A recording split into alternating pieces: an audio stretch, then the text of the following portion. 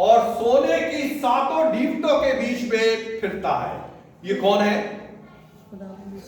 ये यीशु मसीह है। अगर आप प्रकाशित वाक्य की पुस्तक उसका पहला अध्याय 12 पद से पढ़ेंगे तो सबसे ऊपर ही लिखा हुआ है ना, वो सबसे ऊपर ही लिखा हुआ है कि ये यीशु मसीह है।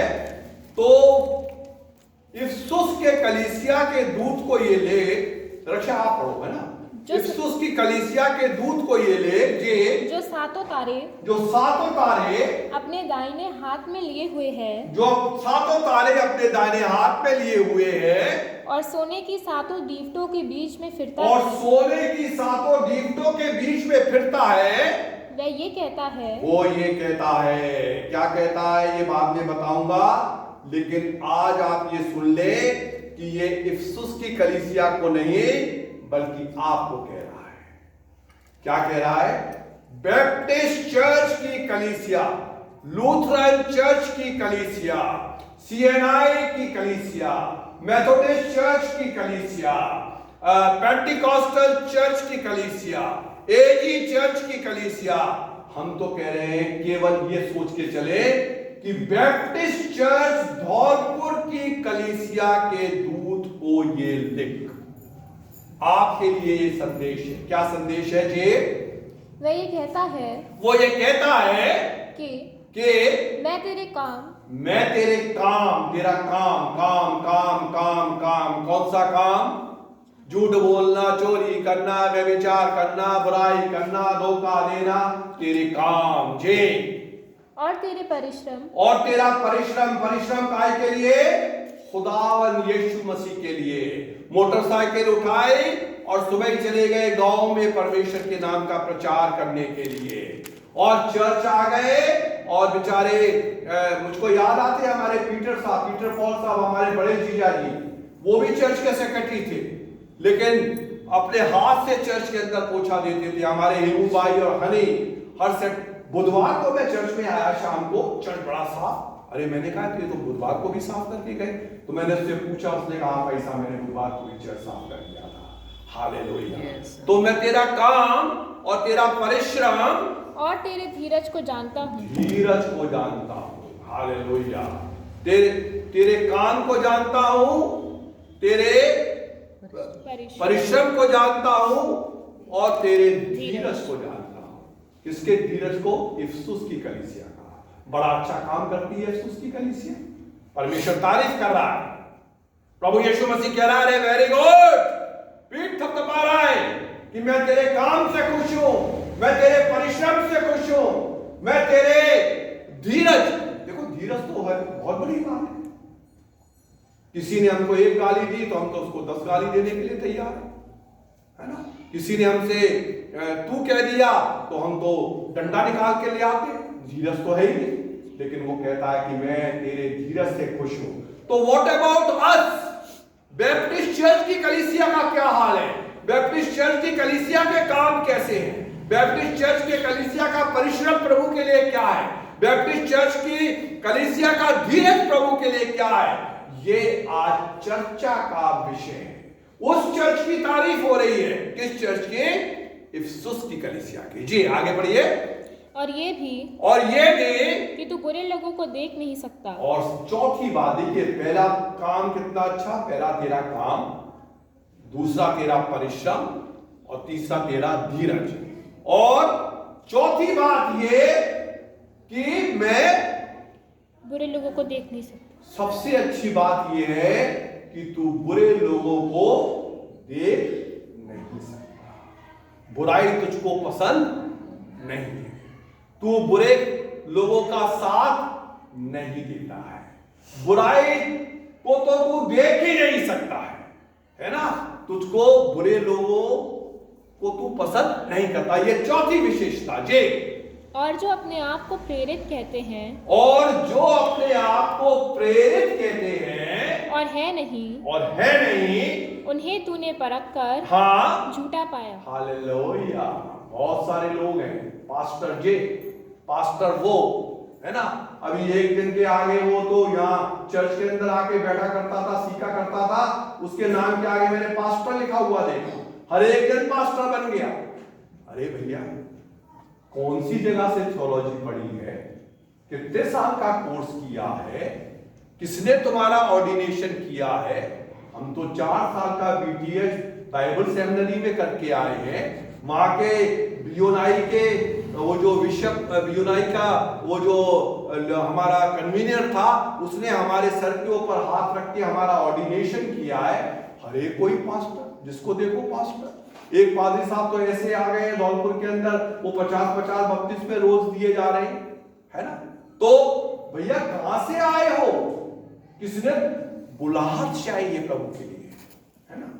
प्रभु के कार्य के लिए बुलाहट चाहिए, ऐसे जबरदस्ती नहीं आया जाता, है ना। पादरी मार्क साहब थे, पादरी मार्क साहब की मुझे एक बात याद है, वो ये कहते थे कि मेरे पास एक पेरेंट्स आए, उन्होंने कहा पादरी साहब जी हमारा ये लड़का है ना, ये साहब नौकरी कर रहा था, नौकरी छोड़ आया। अब साहब हमने इसके लिए एक दुकान करा दी, तो साहब दुकान भी चौपट कर दी इसने। एक और धंधा खुलवाया साहब, वो भी खराब कर दिया। तो भाई साहब एक काम कर दो, तुमने क्या बोलो कि इसको अब आप बाइबल कोर्स के लिए भेज दो।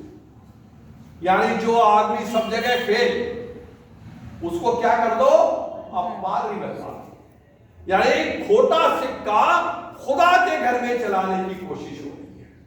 जो कुछ नहीं कर पाया वो पादरी का काम तो कर ही लेगा।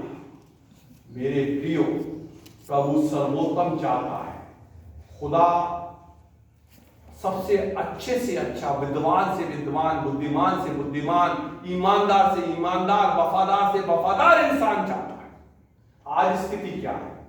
आज बड़े बड़े इंजीनियर्स, बड़े बड़े साइंटिस्ट, बड़े बड़े स्कॉलर्स अपनी नौकरियों को वे लात मार के प्रभु की सेवा करने के लिए निकल के आ रहे हैं। क्यों?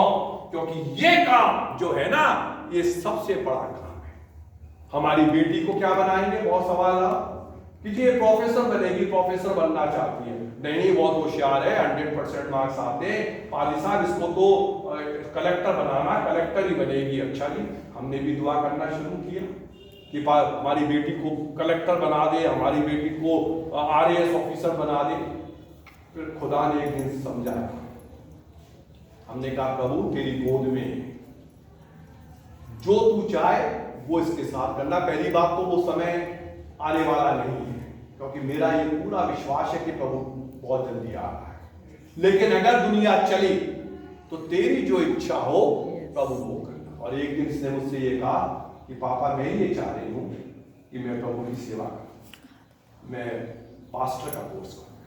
Hallelujah, praise God. इससे बड़ी मेरे लिए खुशी की कोई बात नहीं। मैंने कहा बेटा ग्रेजुएशन कर ले, बेंगलोर के अंदर एक बहुत बढ़िया थियोलॉजिकल कॉलेज है, इंग्लिश मीडियम, वहां से तुझको थियोलॉजी प्रभु चाहेगा तो वहां से मैं कराऊंगा। तो अभी भी ओपन है, अभी भी ओपन है। जो प्रभु चाहे, प्रभु जो कुछ करना चाहे वो करे, है ना। तो मेरे प्रियो, वो क्या कह रहा है कि हमारी उस कलीसिया में बहुत सारे लोग हैं, वो अपने आप को क्या कहते हैं, आई एम अपोस्टल। आपने अभी भी सुना होगा, ये YouTube पे और WhatsApp पे यूट्यूबर्स बहुत खुल गए हैं। क्या कह रहे हैं? I am apostle. अपने नाम क्या के लगाते हैं? Apostle, apostle. रेवरेंड लगाना तो लोग भूल गए। रेवरेंड भी हर एक आदमी नहीं लगा सकता, केवल मेन लाइन का पास्टर लगा सकता है, चर्च केवल मेन लाइन का। लेकिन फिर भी बहुत सारे लोग रेवरेंड लगाते हैं। अब तो सीधे सीधे अपोस्टल, है ना। तो वो कह रहा है कि बहुत सारे लोग हैं जो अपने आप को प्रेरित कहते हैं लेकिन है नहीं, और उनको तूने परख कर क्या कर दिया? झूठा पाया, झूठा पाया। तो यानी 5वीं विशेषता इस चर्च की ये है कि इस चर्च के लोग जो है ना, उनके पास परख का आत्मा है, परख का। ये विलियम साहब जो पादरी है ना, ये बातें तो बड़ी ऊंची ऊंची करते हैं, न्यो चोरी नहीं, न्यो झूठ नहीं, और ये खुद तो चोरी करते हैं, और खुद तो ये चोरी कर व्यभिचार करते हैं, और खुद तो ये गंदे काम करते हैं। ये आपके पास ये परख का आत्मा होना चाहिए कि आप कलीसिया यहां से अपने पासवान को परख ले नहीं, और खड़ा होके चर्च के अंदर ही कहने कि तुम गलत बोलते हो, झूठे हो, तुम्हारी गलती ये है, आपके अंदर ये परख का आत्मा होना चाहिए। वो ये मैं कह रहा हूं बैप्टिस्ट चर्च की बात है ना, ये परख का आत्मा किसके पास है?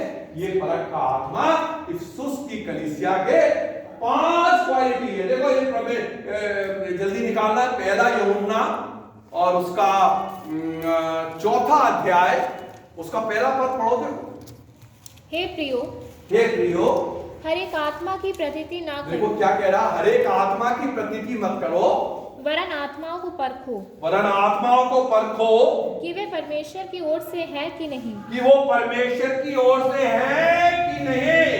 क्योंकि बहुत से झूठे भविष्यवक्ता, बहुत से झूठे पादरी जगत में निकल खड़े हो गए हैं, जगत में आ गए हैं। बहुत सारे झूठे पादरी निकल आए हैं। वचन कह रहा है परख के देखो, बावले मत बनो, भीड़ के पीछे मत लग जाओ। यीशु मसीह ने कहा कि बहुत सारे लोग कहेंगे कि मैं खुद यीशु हूं, मैं मसीह हूं, और चमत्कार दिखाएंगे, आसमान से आग गिरा देंगे, उनके पीछे चले मत जाना, चमत्कार को नमस्कार मत कर लेना। अरे अभी तो समय ही नहीं है, कलीसिया के उठने के बाद तो, जब शैतान तो है इब्लीस, उसके अलावा एक पशु है बीस्ट, और एक है एंटी क्राइस्ट, और वो पशु की मूर्ति बनाएगा, और वो पशु की मूर्ति में जान फूंक देगा, और वो मूर्ति बोलने लगेगी, और बहुत सारे मसीह लोग, अरे भैया मूर्ति बोल रही है, सच्चा खुदा ये है, उसके सामने सब देख देंगे। यीशु मसीह ने पहले कह दिया है कि धोखा मत खाना। प्रभु यीशु मसीह तुम्हारी कोठरी के अंदर है, कोठरी में जाके उसको ढूंढना, प्रभु यीशु मसीह यहीं मिल जाएगा। इधर उधर भटकने के लिए कि उस पादरी के पास, इस पादरी के पास तुम्हें जरूरत ही नहीं है। खुदा को अपने दिल में ढूंढो। एक जगह बाइबल में लिखा है कि बहुत सारे पादरी घरों में घुस जाते हैं, और जो चोरी औरतें होती है ना, उनको अपने कब्जे के अंदर पहले ही देख लेते हैं। चर्च में आए ना, हमने देखा कि चर्च में पटाखा कौन सा है, और सबने हाथ मिलाया तो पटाखे ने भी हाथ मिलाया, और पटाखे ने कही कि पैसा हमारे घर में भी विजिट करना, कि हाँ आज ही आएंगे। वो छिछोरी औरतों को भी अपने कब्जे के अंदर कर लेते हैं। देखो मैं आपको एक किस्सा सुनाऊं इसी चर्च का। इस चर्च के अंदर, यहां बगल में लगता था, मैं छोटा था, इस चर्च के अंदर एक पादरी साहब आए, और साहब उन्होंने प्रचार किया, और इतना सुंदर प्रचार किया कि कलीसिया है। और प्रचार में उन्होंने क्या बताया? उन्होंने बताया सताप। उन्होंने अपना चश्मा उतारा, और चश्मा उतार के उन्होंने कहा देखो मेरी एक आंख टूटी है, और ये प्रभु के लिए फोड़ दी गई है ना, आरएसएस वालों ने मेरी आंख को फोड़ दिया। अभी विनय ये जो मिस्टर केली का लड़का के मुझसे पूछ रहा था आपके यहाँ सताप कैसा? हमारे यहाँ कोई सताप नहीं, तो आपको कोई रोकता है चर्चा है? कोई हमारे ये तो जिनको पैसा चाहिए होता है ना, वो चिट्ठियां लिखते हैं, अरे हमारे डालना है साहब, अरे हमको तो बहुत सताव है। तो मिशनरीज को किसी ने भेजा, जैसे मानो राजस्थान में आए थे मिशनरी साहब, अरे वहां तो धूल उड़ता है और वहां तो बहुत गर्मी होता है, तो भैया एसी भी लगवाओ भाई साहब के लिए, कूलर भी भेजो भाई साहब के लिए। भाई साहब तो सेवा करने गए, चर्च उनकी मदद कर रहा है। सताव बहुत है, चिल्ला रहे, कोई भी सताव नहीं। हमारे पास तो पंडित जी दे के जाते कि हमारे यहाँ के साथ प्रवचन दे जाते हैं, हमें तो पंडित जी बुला रहे, और हमारे शेख आज हमारे घर में बैठ के कॉफी पी के जाते हैं। काय का सताव है? सब लोग गले मिल के रह रहे हैं, हमारे पास का कोई सताव नहीं है। मकीन खान अभी आए हमारे पास मिलने के लिए, है ना, तो कोई सताव नहीं है। तो वो पादरी साहब ने कहा कि मेरी आंख खोल दे, और उन्होंने कहा साहब मेरी 3 कुंवारी लड़कियों के साथ मुझे तो पेड़ से उल्टा टांग दिया, और उनके साथ लोगों ने दुष्कर्म किया, और उन्होंने मुझको उल्टा टांग के मेरे मुंह के ऊपर पेशाब किया। बड़ा बहुत। और देखिए अगर परसों और शाम तक इतने पैसे, कोई पैसे बताए मुझे मैंने दिल्ली नहीं पहुंचाए, तो चाइना के अंदर जाने कितने 8-10 मसीह लोगों को मार दिया जाएगा। ये पैसे अगर दिल्ली पहुंच जाएंगे तो वो लोग बच जाएंगे, और मैं आज ही जा रहा हूं और ये पैसे पहुंचाऊंगा।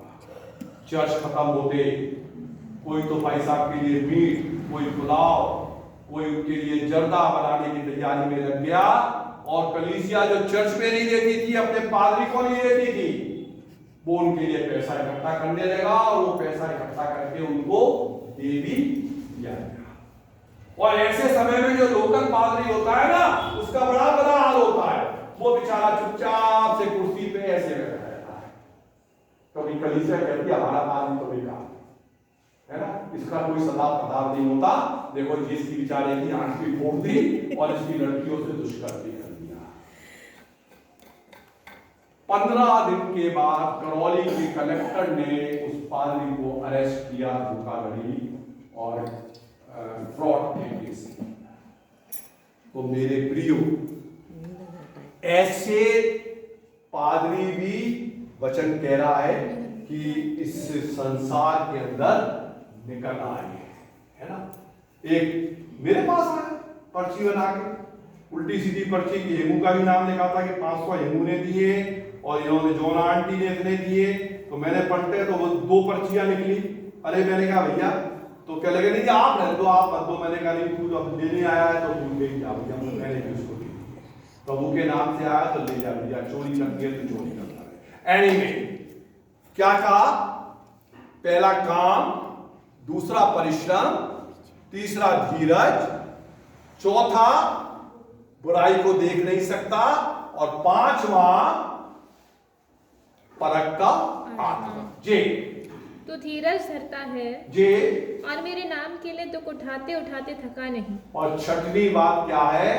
ये कलीसिया प्रभु यीशु मसीह के लिए दुख भी उठाते। आप और हम कितना दुख उठा रहे हैं यीशु मसीह के लिए, कितनी तकलीफ उठा रहे हैं। ये कलीसिया यीशु मसीह के लिए दुख भी उठाती है आज। पर मुझे परंतु मुझे ये तेरे विरुद्ध ये कहना है कि तूने अपना पहला सा प्रेम छोड़ दिया है। अरे बाप रे, इतनी अच्छी कलीसिया अच्छे काम कर रही है, परिश्रम कर रही है, बुराई को देख नहीं पा रही है, परख का आत्मा है, दुख उठाते उठाते धरती नहीं, धीरज धरती है। इतनी अच्छी कलीसिया के लिए भी खुदावंद यीशु मसीह क्या कह रहा है कि मुझे तेरे विरुद्ध ये कहना है, एक गलती तेरे अंदर है। और मैं आपसे सच कह रहा हूं कि अगर एक भी गलती आप में और मुझ में हुई तो हम परमेश्वर के राज में नहीं जा पाएंगे।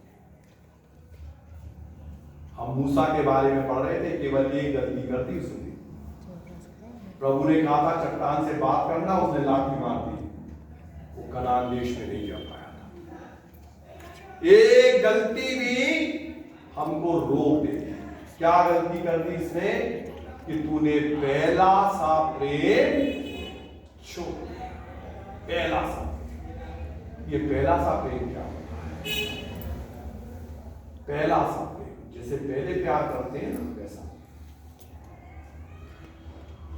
और इस वचन से मैं भी अपने आप को मारता हूं कि मैंने भी प्रभु के साथ पहला सा प्रेम, जब मैंने नया मैं पादरी बना था तो भूखा प्यासा 7-7 दिन तक ऊपरी कोठरी पे चढ़ जाता था बाइबल के लिए, और प्रभु दर्शन देके मुझसे बातचीत करता था, ये खोल, ये पढ़। और मैंने आपको अपनी गवाहियां कई बार बताई है, लेकिन अब मैं उतना प्रेम नहीं। अभी भी 3 बार तो दिन में प्रार्थना, 8-10 बाइबल के चैप्टर, 12 चैप्टर परिवार के साथ प्रार्थना, कोशिश पूरी है। लेकिन पहला सा प्रेम जो है ना, पहला सा प्रेम, वो तूने छोड़ दिया। आप ऐसे समझेंगे कि जो पहला प्रेम होता है ना, जब नई शादी होती है ना, तो पति पत्नी में कितना प्रेम होता है देखा।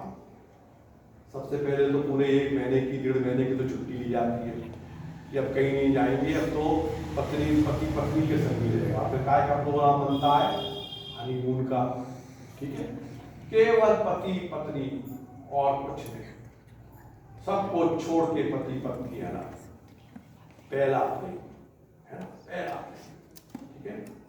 और वो प्रेम फिर चलता है, एक आध महीना हो गया, 2 महीना हो गया, पति ऑफिस भी जाने लगा, तो भी पत्नी क्या कर रही है, वो मिरर के सामने खड़ी होकर लिपस्टिक लगा रही है। पति के आने का समय हो रहा है ना, 5 बजे, लिपस्टिक लगा रही है, पाउडर क्रीम लगा रही है, ऐसे ऐसे तैयार हो रही है और गाना गा रही है, सजना है मुझे सजना के लिए, और तैयार होती जा रही है, पहला है ना, गाना गाते हुए प्रेम। और पति पत्नी बाहों में बाहें डाल रहे हैं, कैंडल लाइट डिनर हो रहे हैं, आय हाय हाय, मजा ही मजा आ रहा है। 3-4 साल के बाद क्या स्थिति होती है, क्या स्थिति होती है?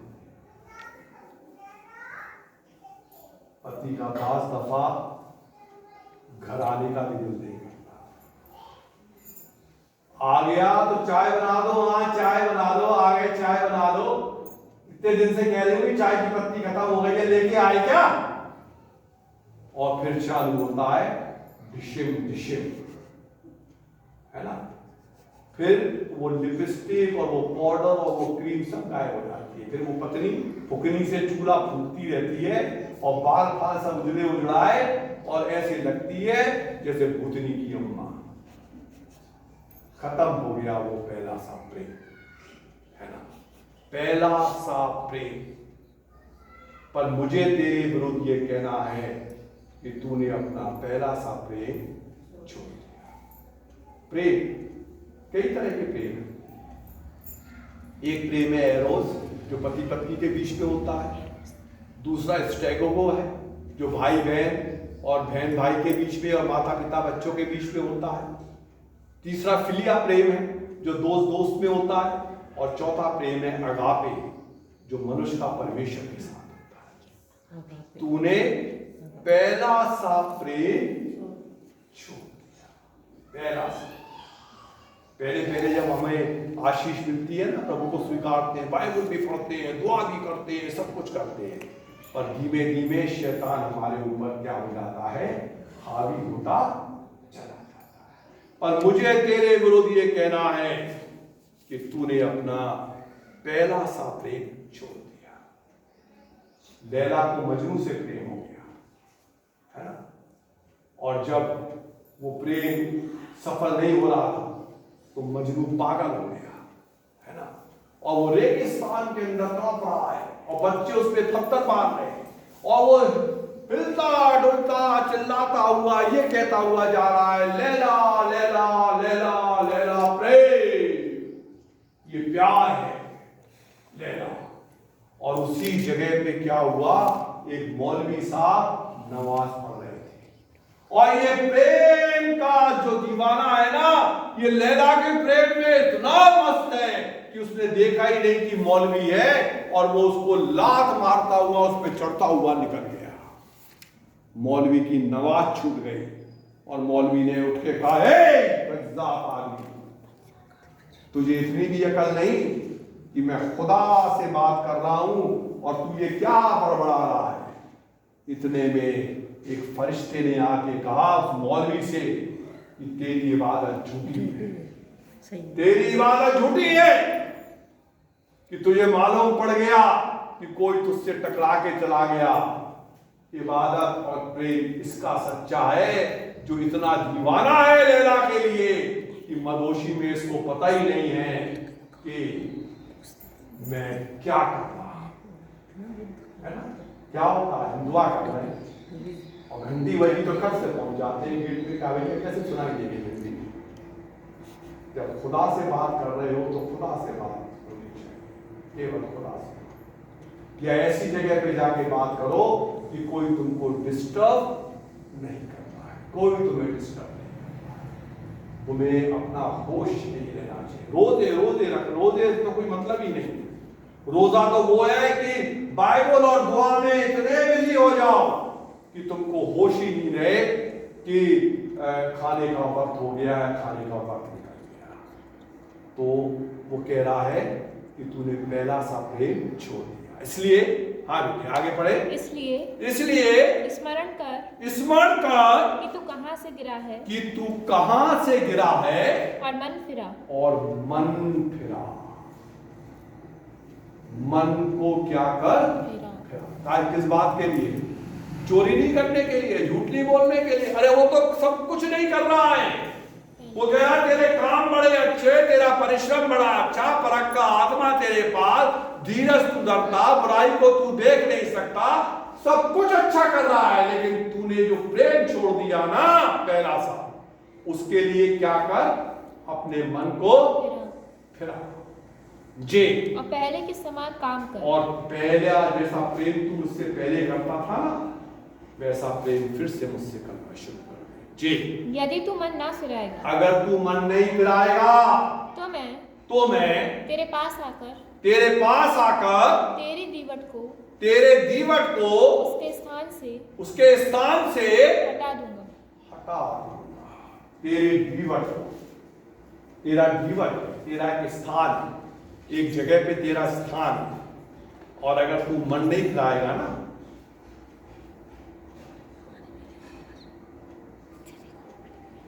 तो मैं तेरा स्थान हटा दूंगा। कोई बता सकता है कि मेरा और आपका स्थान कहां है? कहां है आज की डेट में मेरा और आपका स्थान? क्या विश्वास है आपका? परमेश्वर के साथ है। मेरे और आपके मन के अंदर ये विश्वास है कि जिस समय प्रभु यीशु मसीह बादलों पे आएगा, हम उसके साथ जाएंगे। वो कह रहा है, यदि तू मन नहीं फिराएगा, तो मैं तेरे दीवट को, इसको मैं पहले भी हटा चुका, फिर भी किसी ने रख दिया। ये जो दीवट है ना, इस दीवट को, ये तेरा स्थान है, यहाँ पे रखा हुआ है स्वर्ग में है तेरा स्थान। तेरे स्थान को स्वर्ग से हटा दूंगा, ये हटा दूंगा यहां से, और तेरे स्थान को मैं हटा कर निकाल दूंगा। तेरा स्थान स्वर्ग से नरक में पहुंच जाएगा अगर तू मन नहीं फिराएगा। मेरे प्रियो, परमेश्वर आज के वचन से हम सब से ये बोलना और बातचीत करना चाहता है कि हम अपने मन को प्रभु को दे दें, क्योंकि अब देर नहीं, बहुत जल्दी तुरंत फूकती जा रही है। सब दूध फूकने वाला है, और प्रभु यीशु मसीह बात पर आ रहा है। और मरे हुए, उद्धार पाए हुए सबकी नहीं, जो उद्धार पाके मर गए, उनकी कब्रें कटक करके खुल जाएंगी और वो लोग जीवित हो जाएंगे। और जो उद्धार पाए हुए जीवित होंगे, उनके बदन बदल जाएंगे, और वो सब प्रभु यीशु मसीह के साथ बातों पर उठा लेंगे। हमें धरती चलती रहेगी, हाँ, सब कुछ चलता रहेगा, 1000 साल तक के लिए शासन करेंगे। उसके बाद प्रभु के साथ वापस आएंगे। उसके बाद बाकी के लोग का न्याय किया जाएगा। ये बाइबल की टीचिंग है। प्रकाशित वाक्य की पुस्तक पढ़ा करें, इसके अंदर सब कुछ लिखा हुआ है कि क्या होने वाला है। अगर तू मन नहीं फिराएगा, तो मैं तेरे दीवट को तेरे स्थान से हटा दूंगा। आगे पढ़ो बेटे। पर हाँ, तुझमें ये बात तो है कि तू निकोलियोस के कामों से घृणा करता है, जिनसे मैं भी घृणा करता हूँ। जिसके कान हो वे सुन ले, वो सुन ले कि आत्मा कलीसियाओं से क्या कहता है। आत्मा कलीसियाओं से क्या कहता है। जो जय पाए मैं उसे उस जीवन के पेड़ में से, वो जीवन का पेड़ में से, जो परमेश्वर के स्वर्गलोक में है, फल खाने को दूंगा। ये जीवन का वृक्ष परमेश्वर के स्वर्गलोक में नहीं, अदन की वाटिका में था, और आदम चाहता तो ये खा लेता और ये अपनी पत्नी को भी खिला देता, तो वो दोनों कभी नहीं मरते। लेकिन वो तो शैतान की चाल में आकर इसके बजाय दूसरा फल खा गए, और अदन की वाटिका से कान पकड़ के निकाल दिए गए। लेकिन अब ये स्वर्गलोक में, और यीशु मसीह कह रहा है कि मैं दूंगा। पहले तो आदम को खुद तोड़ के खाना पड़ता, लेकिन अब आपको और मुझको इसको खुद तोड़ के नहीं खाना पड़ेगा, बल्कि यीशु मसीह आपको और मुझको उस पेड़ में से वो फल तोड़कर खाने को देगा। कब देगा? यदि तू जय पाए, जय काय पे पाए, अपनी बुराई पर जय पाए, अपने पाप पे जय पाए, अपने जीवन पे जय पाए। हालेलुया। कल मैं पढ़ रहा था, जो अपना क्रूस प्रतिदिन उठाकर मेरे पीछे नहीं आए वो मेरा चेहरा नहीं। बाइबल ये कह रही है, जो अपने पति को, अपनी पत्नी को, अपने बेटे को, अपनी बेटी को अगर मुझसे ज्यादा प्यार करता है वो मेरा चेहरा नहीं हो सकता। पति पत्नी, बेटा बेटी, माँ बाप सब सबसे बाद में, सबसे पहले मेरा और आपका प्रभु यीशु मसीह मेरे लिए। वही मेरी जान, वही मेरी रूह, वही मेरी आत्मा जब तक जीवित हूं, हे प्रभु तेरा काम करता रहूंगा। हे प्रभु